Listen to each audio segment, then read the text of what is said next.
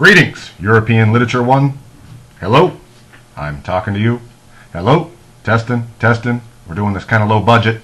As you see, the English department is trying to save costs for you, so they couldn't outfit me in a suit of armor for the medieval era. The best we could do was this bull for armor, which is kind of makes me look like I'm a member of Devo. If you don't know who Devo is, Google it, D-E-V-O.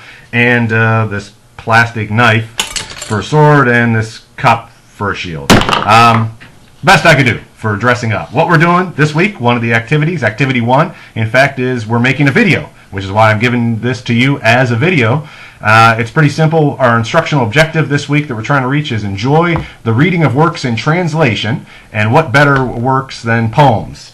So we have these collections of medieval lyrics here in both 8th and the 9th editions. What I'd like you to do is I'd like to pick the one that's the best. Pick the one that's the best. I would also like you to define some criteria by which you determine something's the best. So this isn't completely subjective. Literary critics do this all the time. They have a certain set of criteria for which they consider great literature to be. So what you're going to do is come up with some literature and come up with some criteria for why it is defined as the best literature.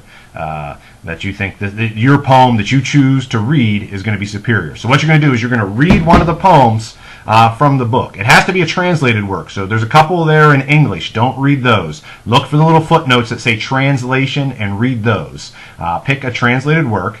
Now, it may be your favorite, but define some criteria by which you define what great literature is, and explain why you're going to make an argument for why your poem is the best. So in your video, what you're going to do is you're going to, one, read the poem to the video. You're going to make a video, and if anybody has trouble making videos, you can come in here and you can make a crappy webcam video. I have this computer with this crappy webcam. We can make a video. Can't be any worse than this, right?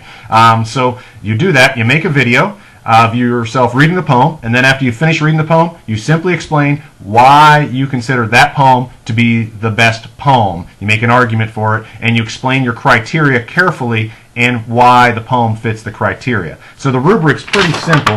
Basically, you post your video to YouTube or where have you, anywhere, and then you post a little link to it in our discussion board that we set up for week 5. So post a link to your video. You can put it on YouTube, and you have to make it public, I think, for us to access it. But don't worry, in a couple weeks or whatever, once the thing's graded, you can always take it off YouTube. There are millions of videos on there anyway. Most part, no one ever looks at them, so I wouldn't worry too much.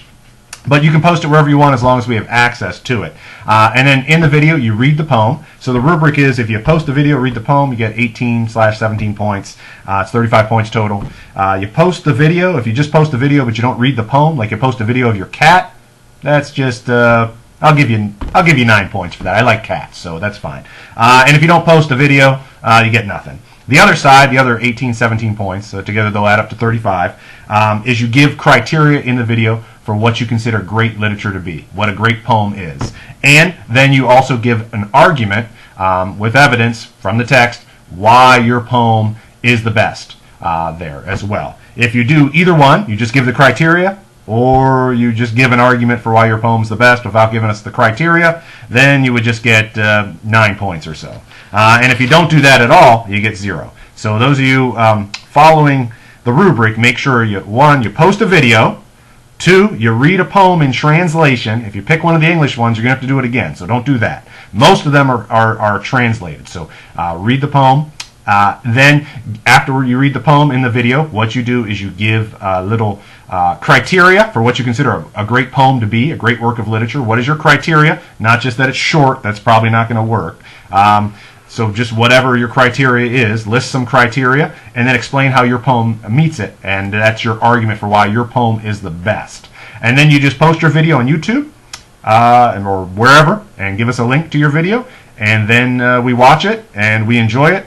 And you get to see what your classmates look like. You may feel like you're working all alone in this class. You are not. Everyone is working in their separate places, just like I am as well. And we're working on this course, trying to learn as much as we can about the European literature from the classical era to the Renaissance. And let's see, I think that's about it. Yeah, you'll be able to see that you aren't alone, that your classmates are also doing this thing, and have some fun with the video. You certainly can borrow my shield. I even have other props if you want to have a banned book weeks. Where is it? Banned books week. Pin. for some reason, sure, why not? It's Banned Books Week. So just sometime this week, make sure you pick a poem, read it.